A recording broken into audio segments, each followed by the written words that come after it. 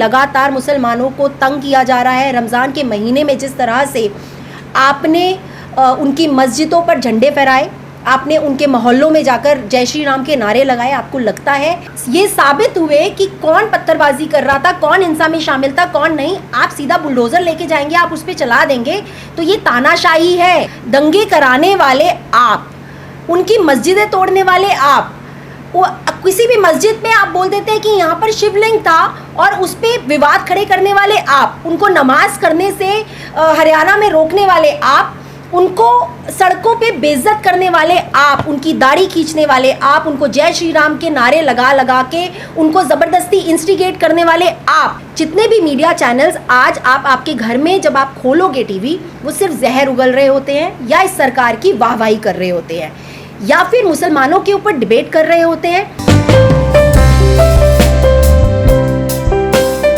और विवाद फैला और अब सरकार उनको उन विवादों में जो शामिल थे कथित तौर पर उनको अपराधी मानकर या आरोपी मानकर बुलडोज़र से घर ढहा रही है। इसमें एक नाम आफरीन फातिमा का भी है, जिनके पिता का घर जो है ढा दिया गया और वो JNU के स्टूडेंट्स हैं। तमाम सवाल उनको लेकर उठ रहे हैं। आरोप ये लग रहे हैं कि आखिर मुस्लिमों को टारगेट क्यों किया जा रहा है। मेरे साथ ऋचा शर्मा है, सोशल एक्टिविस्ट हैं, तमाम अहम मुद्दों पर अपनी बेबाकी से अपनी राय रखती हैं। जानने की कोशिश करते हैं मैम, इस तरह की कार्रवाई को जो उत्तर प्रदेश में चल रही है, योगी आदित्यनाथ की सरकार बुलडोज़र के तहत जो है उन घरों को ढाया जा रहा है। बताया ये जा रहा है कि ये जो थे, उन जो हिंसा हुई है, जो विवाद हुआ है, उसमें इनकी अहम भूमिका रही है। कैसे समझती हैं इस चीज़? देखिए, सबसे पहले तो मैं ये कहूँगी कि हिंसा अगर हुई तो उसका सबसे अहम कारण कौन था।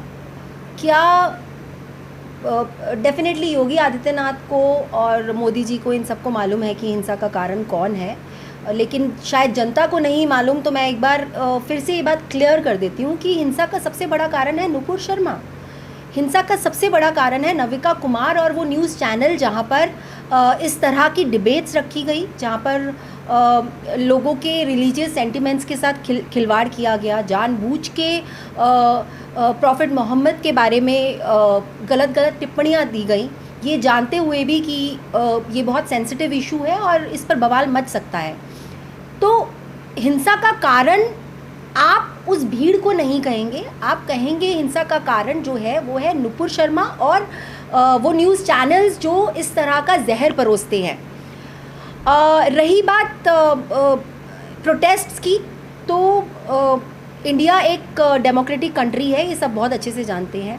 फिर क्यों पिछले 6 साल से जब इस देश में प्रोटेस्ट होते हैं सरकार के अगेंस्ट, सरकार की नीतियों के अगेंस्ट या जो भी चीज़ें गलत हो रही हैं इस देश में, उसके अगेंस्ट जब भी प्रोटेस्ट होते हैं, उसको इस तरह से क्यों देखा जाता है कि ये प्रोटेस्ट देश के खिलाफ है, सरकार के खिलाफ नहीं। मैं बार बार ये बात कहती आ रही हूँ कि सरकार के खिलाफ होना देश के खिलाफ होना नहीं होता। सरकारें आती हैं, जाती है, बदलती हैं, कोई भी सरकार देश नहीं है।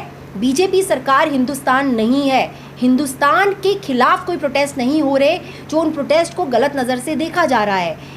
एक विवाद वाली टिप्पणी करी गई मोहम्मद प्रॉफिट के खिलाफ, मैं अपने हिंदू भाई बहनों से ये पूछना चाहती हूँ कि अगर इसी तरह की टिप्पणी हमारे भगवान राम और माता सीता के बारे में कही जाती, राधा कृष्ण के बारे में कही जाती, जिन भी भगवानों को वो मानते हैं उनके बारे में इस तरह की टिप्पणी की जाती कि भगवान राम ने 6 साल की एक लड़की के साथ शादी कर ली और उसको रखा हुआ था और व्हाट नॉट, अगर इस तरह की बात की जाती तो क्या हिंदू सड़कों पर नहीं उतरता?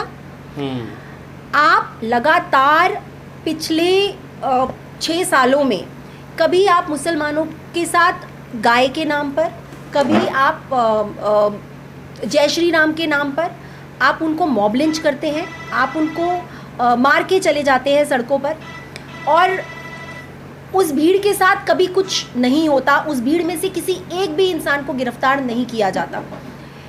इस देश में अखलाक जैसे लोग, जुनैद जैसे लोग, इस देश में तबरेज़ अंसारी जैसे लोगों को सड़क पे भीड़ ने आकर मारा।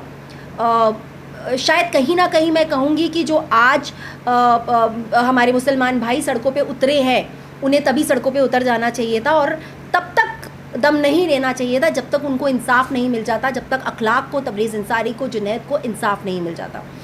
बहुत देर बाद सब सड़कों पर उतरे हैं, लेकिन वो क्यों सड़कों पर ना उतरें? आप उनकी मस्जिद ढा देते हैं ये बोलकर कि वो 1600 सदी में औरंगज़ेब ने उसके ऊपर उस वक्त मंदिर बनाया था। वो तब भी चुप रहते हैं। आप वहाँ पर राम मंदिर बना रहे हैं, आप अपनी घटिया राजनीति कर रहे हैं, गंदी राजनीति कर रहे हैं। आपने वहाँ पे राम मंदिर बना दिया, आपको तब भी चैन नहीं मिला। लेकिन कहीं ना कहीं इस सरकार को शायद अभी 2024 के इलेक्शंस के लिए अपनी रणनीति तैयार करनी है, इसीलिए लगातार मुसलमानों को तंग किया जा रहा है। रमज़ान के महीने में जिस तरह से आपने उनकी मस्जिदों पर झंडे फहराए, आपने उनके मोहल्लों में जाकर जय श्री राम के नारे लगाए, आपको लगता है कि आपके भगवान राम इन सब चीज़ों को पसंद कर रहे होंगे? अगर आप सचमुच आप ये कहते हैं कि आप राम भक्त हैं, तो ये सरासर झूठ है। क्योंकि अगर आपने माइथोलॉजी पढ़ी होगी तो आपको पता चलेगा कि भगवान राम वो है जिन्होंने शबरी के झूठे बेर खाए थे, जिन्होंने अपने भाई के लिए अपनी सत्ता को त्याग दिया था। लेकिन आप भगवान राम का नाम इस्तेमाल करके आप मुसलमानों को तंग कर रहे हो। आपको राम से कोई लेना देना नहीं है। बेसिकली आपको मुसलमानों को इस देश से बाहर निकालना है। यही रीज़न है कि योगी आदित्यनाथ, जिन्होंने अपनी पहली टर्म में एक धेले का काम नहीं किया, आप मुझे बताइए कौन सा विकास हुआ है, कौन से हॉस्पिटल्स बने हैं, कौन से एजुकेशन सिस्टम्स अच्छे हुए हैं? उन्होंने एक धेले का काम नहीं किया। सिर्फ और सिर्फ या तो जो सिटीज़ है जहाँ पर मुस्लिम नाम थे, चाहे मैं वो उसको इलाहाबाद कहूँ जिसको उन्होंने प्रयागराज कर दिया, या फैज़ाबाद कहूँ, या जितने भी उनके टारगेट पर, उनके रडार पर हैं, उनको चेंज किया है, या फिर उन्होंने मुसलमानों के घर ढाए हैं। पर उनके इस काम को लेकर जो बुलडोज़र चल रहा है, बहुत सारे लोग समर्थन में आ रहे हैं, कह रहे हैं कि पत्थर फेंकने से पहले सोचना चाहिए था ना। आप काहे का संविधान की दुहाई दे रहे हैं? पत्थर फेंकते हुए संविधान याद नहीं आया? ये इस तरीके की हिंसा को कैसे बर्दाश्त कर लिया जाएगा? बीजेपी जब पावर में नहीं थी वो क्या करते थे? वो सड़कों पे नहीं बैठते थे प्रोटेस्ट करने के लिए। रही बात पत्थर फेंकने की, तो पत्थर जो फेंक रहे हैं आप उनको पकड़िए, आप उनके ऊपर कार्रवाई कीजिए। शायद कोर्ट इसीलिए बने हैं, न्यायपालिका इसीलिए बनी है, आपकी जो कानून व्यवस्था है वो इसीलिए बनी है। बिना ये साबित हुए कि कौन पत्थरबाजी कर रहा था, कौन हिंसा में शामिल था, कौन नहीं, आप सीधा बुलडोज़र लेके जाएंगे, आप उस पर चला देंगे, तो ये तानाशाही है, ये डेमोक्रेसी नहीं है। मास्टरमाइंड बताया जा रहा है उनको कि वो मास्टरमाइंड थे जिनका घर ढाया। आपके पास इस चीज़ का कोई प्रूफ है कि वो मास्टरमाइंड है?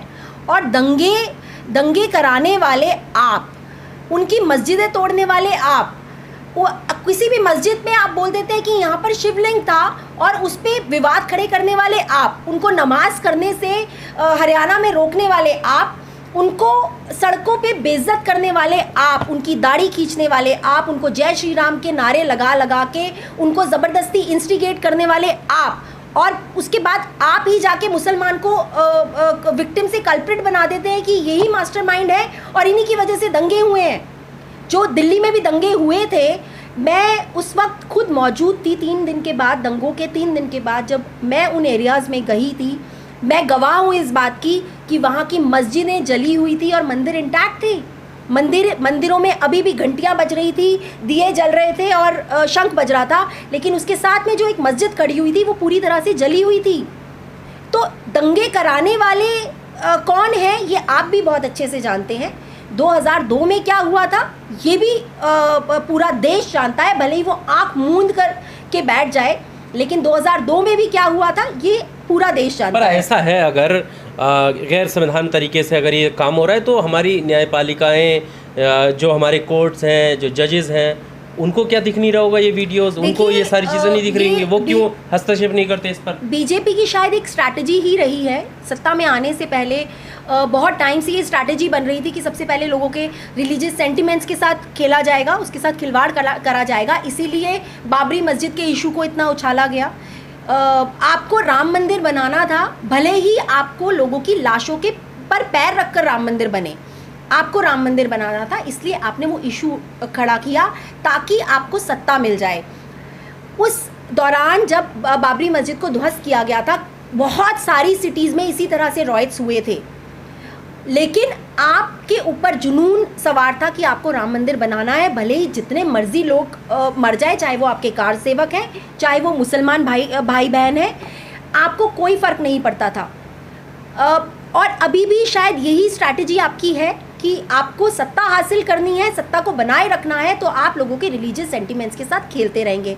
तो पहले मीडिया को खरीदा गया, उसके बाद अन्ना हज़ारे का एक नकली प्रोटेस्ट यहाँ पर कराया गया, क्योंकि अगर अन्ना हज़ारे का प्रोटेस्ट सही होता, मैं खुद उस प्रोटेस्ट में पार्टिसिपेशन मेरा था, बट अगर वो सही होता तो अन्ना हज़ारे आज भी आपको दिखते। वो किसी बिल में जाकर नहीं छुप जाते। जब लोकपाल बिल आज भी पास नहीं हुआ, जब आज भी देश में गलत पे गलत होता जा रहा है, तो कहाँ है अन्ना हज़ारे? तो जाहिर है कि अन्ना हज़ारे भी उन्हीं का बनाया हुआ एक कठपुतली थी, जिसको उन्होंने इस्तेमाल किया कांग्रेस को जड़ से उखाड़ के बाहर फेंकने के लिए।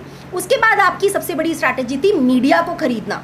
मीडिया चैनल्स, जितने भी मीडिया चैनल्स आज आपके घर में जब आप खोलोगे टीवी, वो सिर्फ जहर उगल रहे होते हैं, या इस सरकार की वाहवाही कर रहे होते हैं, या फिर मुसलमानों के ऊपर डिबेट कर रहे होते हैं। वो चाहे कोरोना हो, चाहे वो देश में कोई भी समस्या आती है, हर बात के लिए मुसलमान को दोषी ठहराया जाता है, चाहे मुसलमान का उससे कोई लेना देना हो या नहीं। ये काम कौन करता है? ये हमारे देश के न्यूज़ चैनल्स करते हैं। वो न्यूज़ चैनल्स जिनको बीजेपी सरकार ने बहुत पहले से ख़रीदा हुआ है। इसमें शायद मैं 110% कहूँगी कि अंबानी, अदानी, बीजेपी, ये लोग इनको फंड करते हैं। इनकी जो सैलरीज है इन्हीं की पॉकेट से जाती हैं, तभी वो इनके गुणगान करते रहते हैं। वरना मीडिया का मतलब, जर्नलिज्म क्या होता है, उसको एक रिस्पेक्ट के साथ देखा जाता था, क्योंकि वो निष्पक्ष होता था, सही को सही और गलत को गलत कहने वाला। अगर आज मीडिया निष्पक्ष नहीं होता, तो आप मुझे बताइए, क्या शीला दीक्षित की सरकार, जिसने इतना काम किया था, जिसकी वजह से आज दिल्ली जैसा लगता है, जिसकी वजह से आज हम दिल्ली वाले गर्व से कहते हैं कि हम दिल्ली वाले हैं, आपने अगर मीडिया निष्पक्ष उस वक्त नहीं होता, अगर कांग्रेस ने भी मीडिया को खरीद लिया होता, तो शीला दीक्षित कभी भी अपनी गद्दी से नहीं उतर सकती थी। कांग्रेस सत्ता से कभी हाथ नहीं धो सकती थी, अगर कांग्रेस ने भी मीडिया को खरीदा होता।